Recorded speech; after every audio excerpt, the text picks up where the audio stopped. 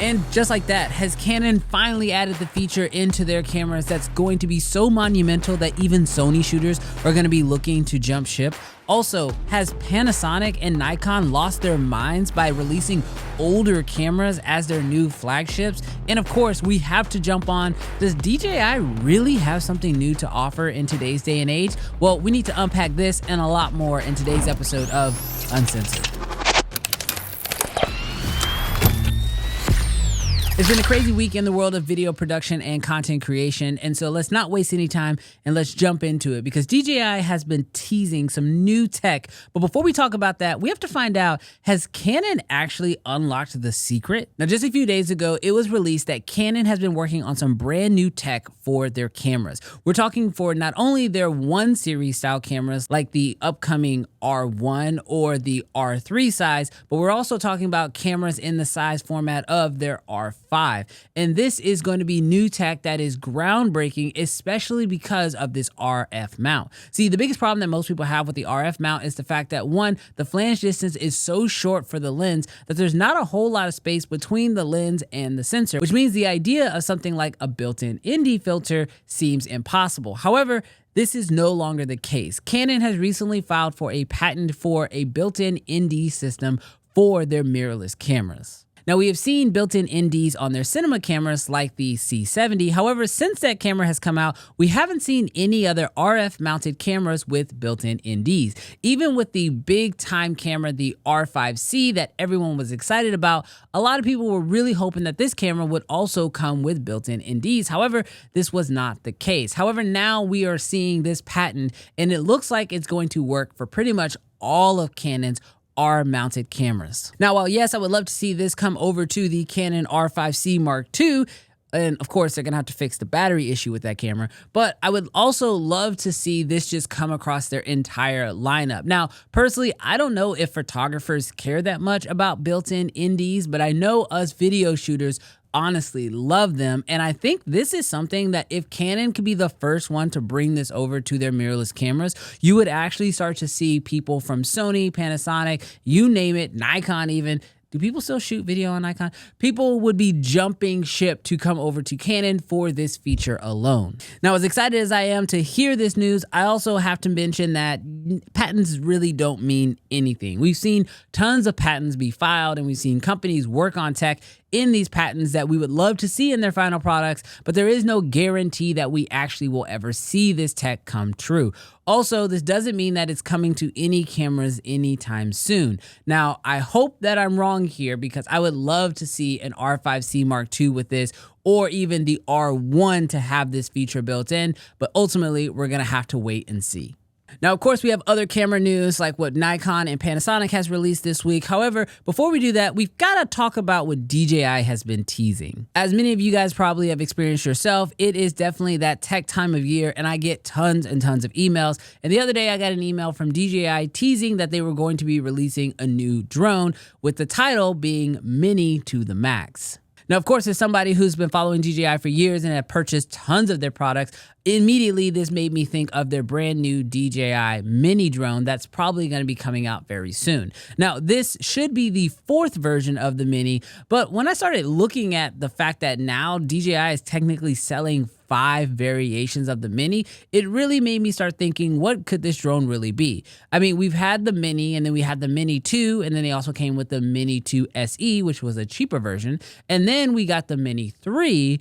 But then this year they gave us the Mini 3 Pro. So I'm really confused as far as like, is this going to be a Mini 3 SE? Which, if it's going along with the same plan as the previous models, this means that we're going to be getting a cheaper, possibly lighter weight Mini that also is going to have to sacrifice some features, but it'll come in at a much more affordable price point. We could be seeing the brand new Mini 3 SE, but we also could be just looking at a whole new Mini, and they're going to be going to the Mini 4. Now, personally, the mini drone is not something that I've ever really like gravitated to from a professional level. However, I did pick up the original Mini and I took it out on tons of vacations. In fact, me and my wife actually went to Lake Tahoe and I brought that with me, and it became one of my main cameras that I used while we were out there because I really enjoyed the size of it. I got the fly combo, so it was really easy to just carry carry it around. And because of the size, the weight, and the portability of it, I actually found myself traveling with that drone way more than I did with my Mavic 3 Cine.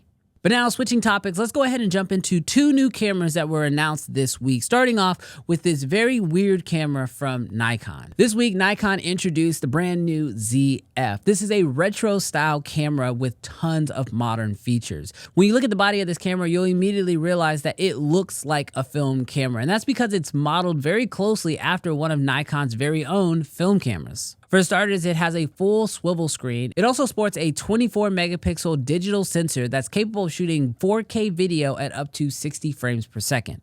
Now, as far as weird features go on this camera, it has a few. For starters, it actually has an entire toggle dedicated to switching the camera over to black and white, which will allow you to shoot those monochrome photos. And this isn't a setting you have to do in the camera itself. It is a physical button. Also, it did something very weird with the memory cards. This camera uses a SD memory card, but it also sports a micro SD memory card as well. I guess it had the extra space, so they wanted to try throwing it in there and seeing if you could possibly work with it. Now, as we know, micro SD cards typically don't have the same write speeds as your traditional SD cards do, so it's very interesting to see that they put this in this camera.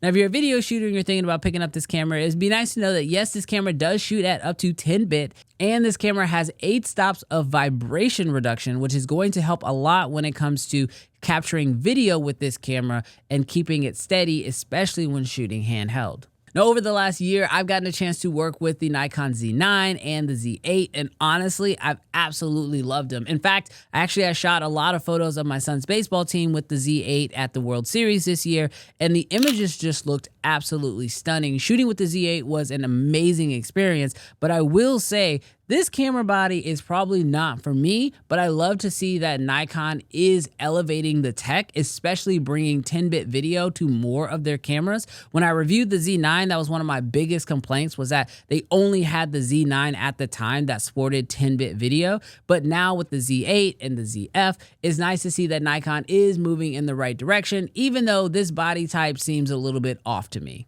Now, speaking of weird decisions when it comes to cameras, Lumix just released the brand new G9 Mark II. Now, the previous G9 was a very popular camera, especially in the photography realm when it came to wildlife and sports. And this new camera is going to be a huge hit with the same audience. The only thing that seems a little bit off to me was the fact that they decided to keep that micro four thirds sensor. Now, full transparency, I really don't have a problem with the micro four thirds sensor. It really has more to do with the mount. This camera sports a whopping 25 megapixel sensor that can shoot 4K video at up to 120 frames per second. It can shoot at 10-bit. It also has a 5-axis image stabilization built into it, along with the new phase detect autofocus system that we've seen on the Lumix S5 Mark IIs. Now, if you are a wildlife or sports photographer, you're gonna love that micro four thirds sensor because it's gonna give you that additional reach, especially with your lenses when you're zooming in on your subject. For me, my issue has to do with the fact that this camera does not sport the L mount. As I mentioned before, it has the same phase detect autofocus system as the S5 Mark II, which means this camera would be a fantastic companion camera or B camera if you have picked up that S5 Mark II. However, because it's using the micro four thirds mount, I find that this means you're going to end up having to either adapt your lenses or you're going to have to buy additional lenses specifically for this camera. I really wish that Panasonic, if they did want to go with this more cropped sensor type of camera, that they would just put the L mount on this camera, and that way you could still use your same lenses that you're using on the S5 Mark II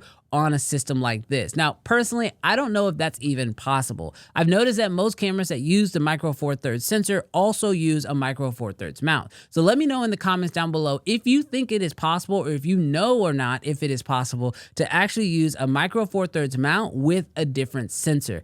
I think that the same way that like Sony has their crop sensor cameras, but they still use the E mount. So that way, if you invest in lenses for their full frame cameras, those lenses can also be worked with their crop sensor cameras. I think it would be very beneficial to Panasonic to be able to use that L mount on these crop censored cameras like the G9 Mark II.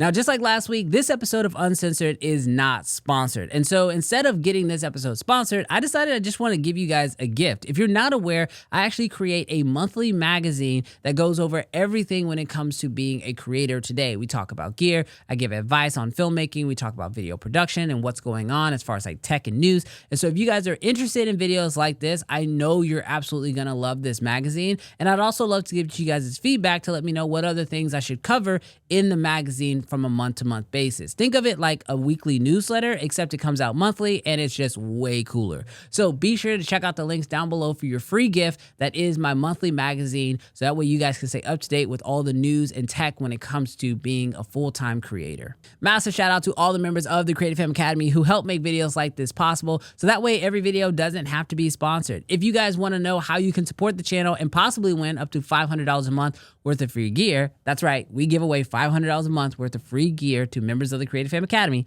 If you want to be a part of that, definitely check out the links down below in the description. Also, let me know, what are you guys shooting this weekend? Are you taking the weekend off? Are you going to take out the new iPhone and see what it could do? I mean, that's what I'm planning on doing. Either way, let me know down below in the comments. Catch you guys in the next one. Peace.